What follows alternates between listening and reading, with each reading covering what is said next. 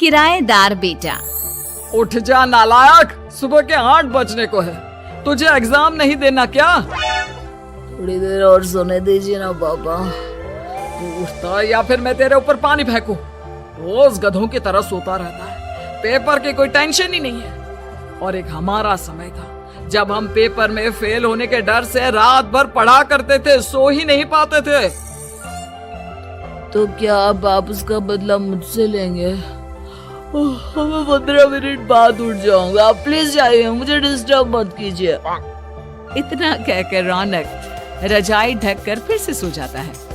तू ऐसा नहीं मानेगा, रुक मैं अभी पानी लेकर आता हूँ। बस फिर क्या था, इतना कहकर वो भागते हुए बाथरूम में जाते हैं और पानी की एक बड़ी सी बाल्टी लाकर रौनक के ऊपर फेंक देते हैं। पानी पड़ते ही रौनक झट से उठ जाता है। ये आपने क्या किया पापा? अब तू उठेगा नहीं तो यही करना पड़ेगा ना। वैसे थैंक्स डैड, आपके कारण ना अब मुझे नहाने की भी जरूरत नहीं पड़ेगी। चलिए अब आप माँ से बोलकर मेरे कपड़े निकलवा दीजिए, तब तक मैं ब्रश कर लेता हूँ। वैसे कल ना आप एक काम और करना, नहलाने के साथ साथ मुझे ब्रश भी करवा देना। ये ब्रश करने में ना मुझे बहुत आलस आता है।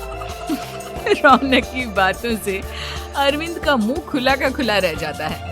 वो अपनी पत्नी कमला के पास जाता है और रौनक की हरकतों के बारे में बताता है, जिसे सुन उसकी पत्नी हंसने लगती है। तुम अपने बेटे को समझाने के बजाय हंस रही हो। रौनक बच्चा है, धीरे धीरे सुधर जाएगा। आप क्यों उसके पीछे पड़े रहते हो? अभी नहीं सुधरेगा तो कब सुधरेगा? 10वीं क्लास में है रौनक, वो अब कोई बच्चा नहीं रहा। अरविंद की इतना बोलते ही वहाँ रौनक भी आ जाता है। क्या डैड, मैंने आपको एक काम दिया था, वो भी नहीं हुआ आपसे। अरे क्या हुआ बेटा? माँ, मैंने डैड से बोला था कि वो आपको बोलकर मेरे स्कूल की यूनिफॉर्म निकाल दे, लेकिन मेरे पीछे पड़ने के अलावा इनसे एक काम ढंग से नहीं होता।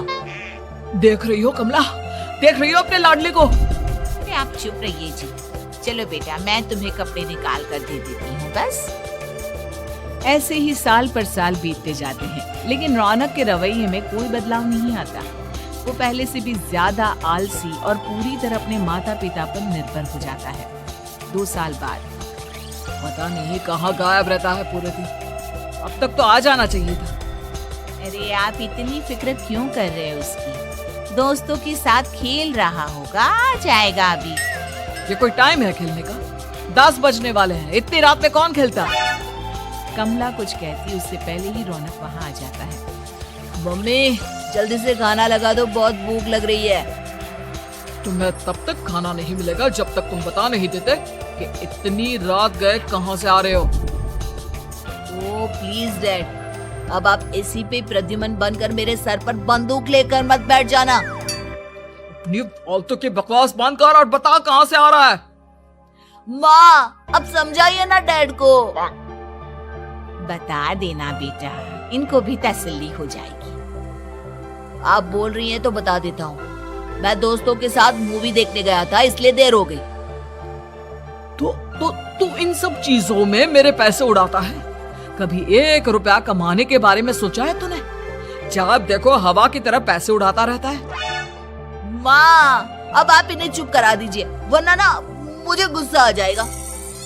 अच्छा क्या कर लेगा? बता ना क्या कर लेगा तू? वैसे बात तो ठीक ही है, मैं कर ही क्या सकता हूँ। पैसे तो फिर भी मैं आपसे ही मांगूंगा ना। चलिए अब ये सब बात छोड़िए और मम्मी मेरे लिए खाना लगा दीजिए। अभी लगा देती हूँ बेटा। मैं बता रहा हूँ कमला, एक दिन ये ऐसे ही बिगड़ जाएगा। ओफो, आप क्यों इतना पीछे पड़े रहते हो मेरे बच्चे के? बात की बाद में देखेंगे, अभी आप शांति से उसे खाना खाने देंगे। अगले दिन डैडी मुझे 10,000 रुपए चाहिए। हाँ? अब इतने पैसे क्यों चाहिए तुझे? डैड आप बिना सवाल किए कभी पैसे नहीं दे सकते क्या? जब तक तू बताएगा नहीं तुझे पैसे भी नहीं मिलेंगे। अरे अब आप अपने बेटे को पैसे भी नहीं दे सकते? नालायक, तेरी उम्र के लोग नौकरी करते हैं और एक तू है जो नौकरी करने का नाम ही नहीं लेता कभी। आप लोगों के होते हुए भला मैं नौकरी क्यों करूं? अरे हम कब तक पैसे देंगे तुझे? तुझे भी तो अपने पैरों पर खड़ा होना होगा ना। कौन सा उधार के पैरों पर खड़ा हूँ? अपने ही तो पैरों पर खड़ा हूँ मैं। इसी तरह रौनक दिन प्रतिदिन लापरवाह होता जाता है। उसकी लापरवाही को देखते हुए अरविंद और कमला अपने बेटे की शादी कराने का फैसला लेते हैं और 1 महीने के अंदर अंदर ही रौनक की शादी मेघा नाम की लड़की से करा देते हैं। शादी के कुछ दिन बाद, रौनक मुझे एक अच्छी सी साड़ी चाहिए, आप ला दोगी ना? हाँ क्यों नहीं। कितने तक की आती है साड़ी? यही करीब 5,000 तक की। तुम चिंता मत करो, मैं आज ही डैडी से पैसे मांगकर तुम्हारे लिए साड़ी ले आऊंगा। आप कब तक ऐसे ही अपने पापा से पैसे मांगते रहेंगी?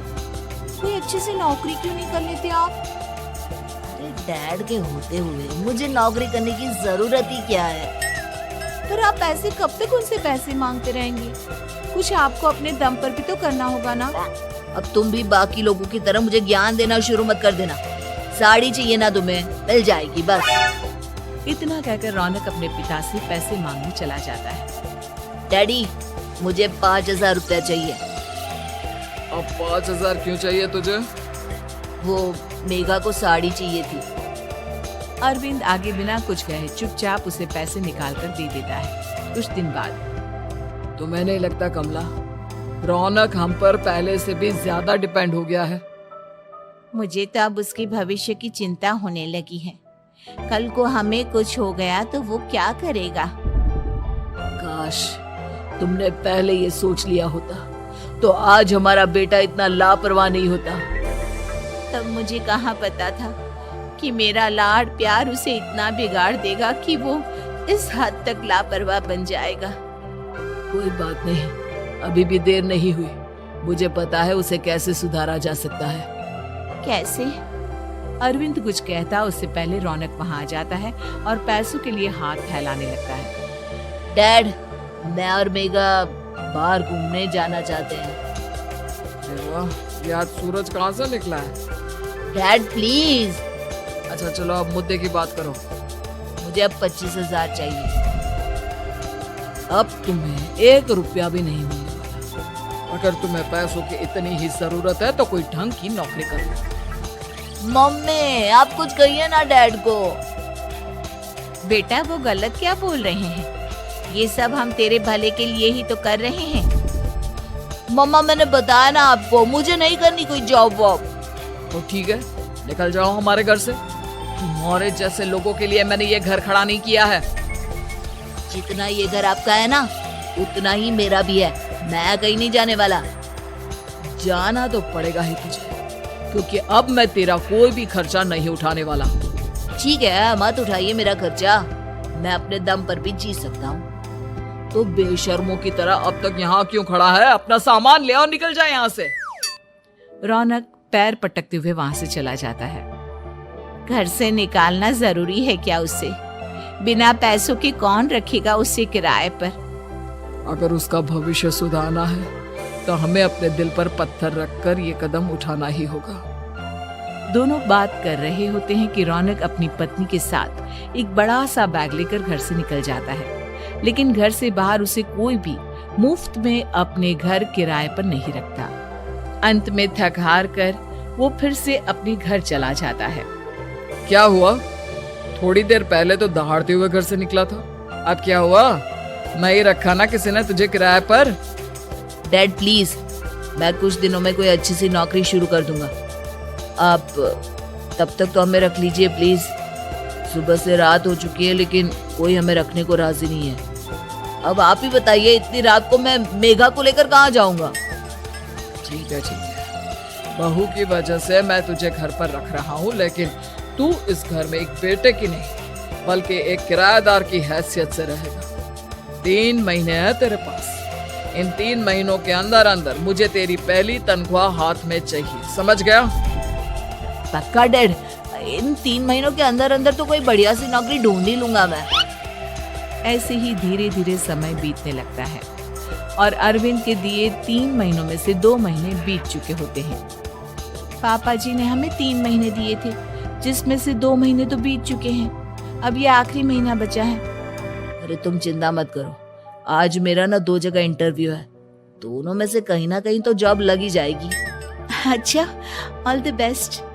रौनक इंटरव्यू के लिए निकल जाता है, जिसके बाद शाम में रौनक घर आता है। कैसा गया इंटरव्यू? आपकी नौकरी लगी या नहीं? अरे पहले सांस तो ले लेने दो अच्छे से। बताइए ना, मुझसे तो जरा भी इंतजार नहीं हो रहा है। वो दरअसल बात यह है कि मेरी नौकरी तो लग चुकी है, लेकिन पैसे बहुत कम है। कितने पैसे हैं? 15,000। इतने में अरविंद और कमला मिठाई का डिब्बा लेकर आ जाते हैं। बधाई हो बेटा। हम जानते थे तेरी जॉब जरूर लगेगी। लेकिन मेरी सैलरी बहुत कम है मम्मा। कम है तो क्या हुआ, धीरे धीरे बढ़ जाएगी। हाँ बेटा, हम तो बस चाहते थे कि तू अपने पैरों पर खड़ा हो जाए। मतलब अब आप मुझे घर से नहीं निकालेंगे? नहीं, ये सब हमने तुझे जिम्मेदार इंसान बनाने के लिए किया था। Thank you mummy papa. अगर आप दोनों ऐसा नहीं करते तो मुझे कभी अपनी जिम्मेदारियों का एहसास तक नहीं होता। आज आपने मुझे सिखा दिया कि इंसान का अपने पैरों पर खड़ा होना भी जरूरी होता है। इतना कहकर रौनक झट से अपने माता पिता के गले लग जाता है और अपनी कमाई की पहली तनख्वाह वो अपने माता पिता के हाथ में सौंपता है। इस तरह रौनक एक गैर जिम्मेदार व्यक्ति से एक जिम्मेदार व्यक्ति बन जाता है।